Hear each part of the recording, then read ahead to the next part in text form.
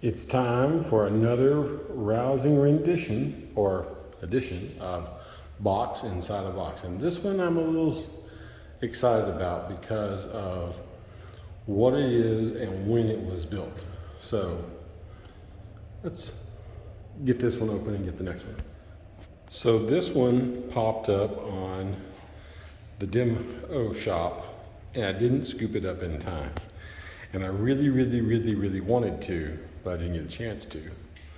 So inside this box sleeps a guitar that maybe isn't really special to me, but it does represent something that I was curious about, since it seems that it's representative of what was happening in January of 2022. Because inside here sleeps a guitar that is something that is absolutely not unfamiliar to the channel. Absolutely, we've seen models of this come and go over the last couple of years. All right, this is more difficult. Let me push pause. So we've seen the mod shop / demo shop crank out several studio Les Pauls over the last couple of years. And this one really isn't all that special in its appointments. It is a modified unit, but it is not something unheard of, but it is something because it is tied to a date in January of 2022 that's a little special. What sleeps in here is a 2022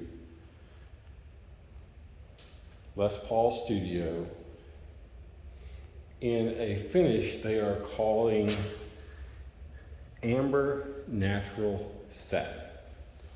And the wood grain isn't all that special. Nothing about the fretboard, even though it's a nice pretty rosewood fretboard, is all that special. Nothing special about the headstock until you get to the back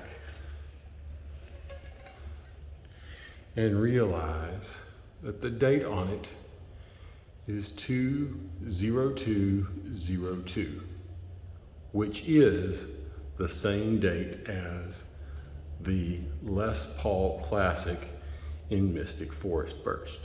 These two guitars were stamped 28 numbers apart from each other. The other one is 200, this one is 228. So apparently they either had a quality control day on January 20th of 2022, or they had something else come back. There's like I say, don't have a really good answer for why, but that particular date has yielded two guitars out of the demo shop, and both of them were modified models. So was it quality control? Was it just a busy day and they had a couple that didn't get done right? No real telling, but we'll get this one plugged in and see how it sounds. So here it is, tuned up. Still needs to be conditioned a little bit. The fretboard is actually in pretty decent shape, though it's a satin and it's rosewood, and it looks like it was pretty well moisturized. The satin finish on this guitar is actually really nice. I mean, there's a couple of little chips in it, but that's probably what brought this guitar to the demo shop in the first place. So this guitar is a 2022, as we discussed, and it has a set of Burstbucker 1 in the neck, Burstbucker 2 in the bridge, and it's actually got a really good sound to it. Best I can tell on the limited time I've had it, but it is 100% light, and I'm going to weigh it when I compare it to the Classic that was born on the same day. But this guitar is a very resonant playing guitar. I mean, in the middle setup,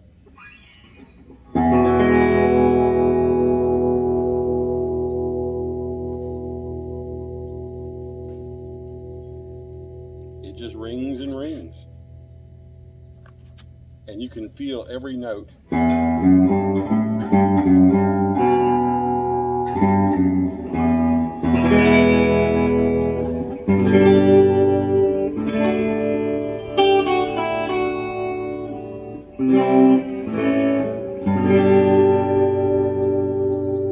So in the neck,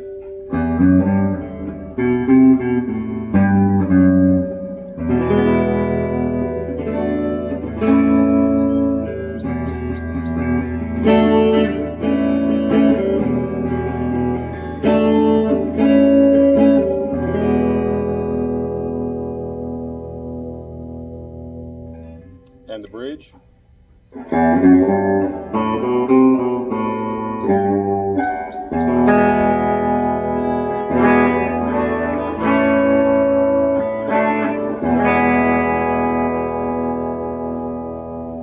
That's got some serious twang to it, and I'm kind of in love with the way that balances out with, in the middle, that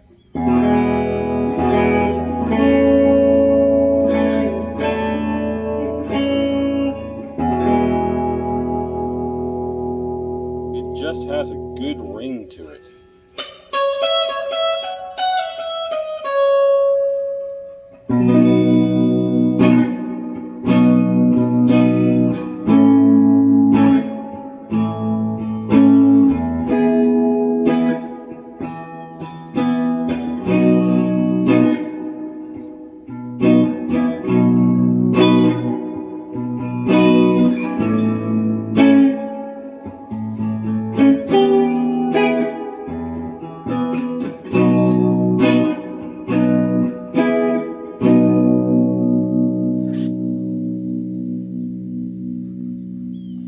And throwing dirt on it makes it even better.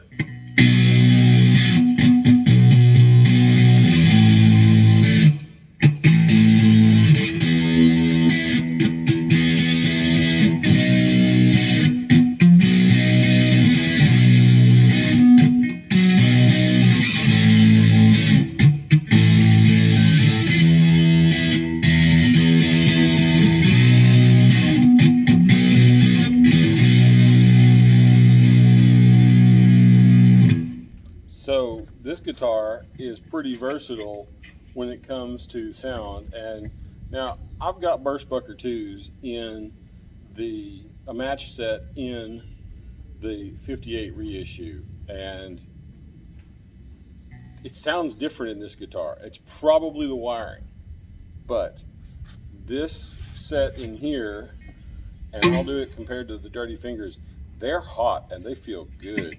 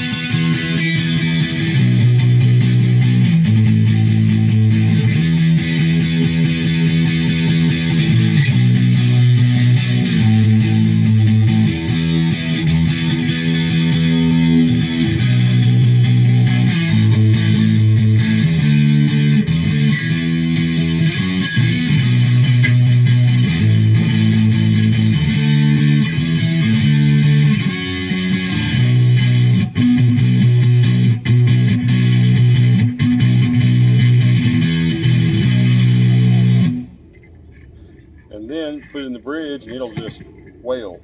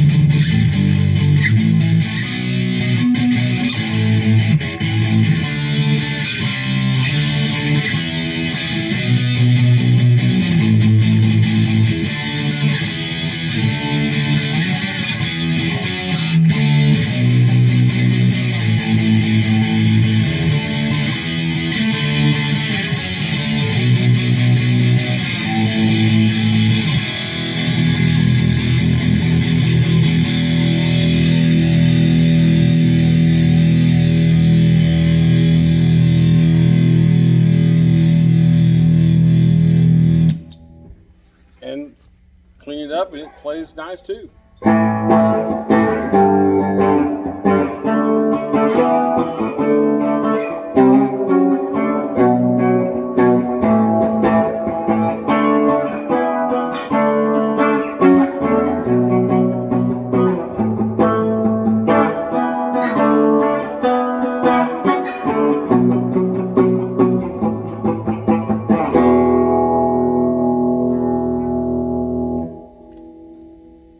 Now, something that's different on this guitar that I've never seen is this color on the script on the top. Now, that's almost a red, if it's not actually a red, and it goes so well with the satin, I think. The amber satin. And I really do still wonder, though, what do you call two guitars that are different models on the same day in the same plant? What do you call that? Is that siblings? Is it cousins? They're not really identical twins or anything because they're realistically different models. So I can't call them twins. So siblings. But this one, like I say, is light. It feels really comfortable. It doesn't have the fancy electronics and everything, no switching or swapping or anything like that. So it's just a regular old Burstbucker 1, Burstbucker 2, but it plays right, feels good, and does a heck of a job belting out some notes. So I would say this was a good purchase. And if all of them are like this, I gotta tell you, this is the second studio I've gotten just recently. And the last one was a 2016 model. This one is a 22, and I think the last one was actually a Studio T. And I gotta tell you, I'm a fan. I think those are good guitars. I would absolutely recommend one, because especially if you get one for a decent price and then start swapping pickups and electronics out, I think it definitely make a great instrument. And I could easily see something like this being an axe you could use anywhere all the time and never get tired of, especially with the weight of it, because I'm really curious as to how much this thing does not weigh. But at the end of the day, 2022 Les Paul Studio in amber satin, and I won't lie, I was impressed, significantly more so than I thought I would be. So here's the back of it. No cool flaming or anything in the neck, but just a great guitar.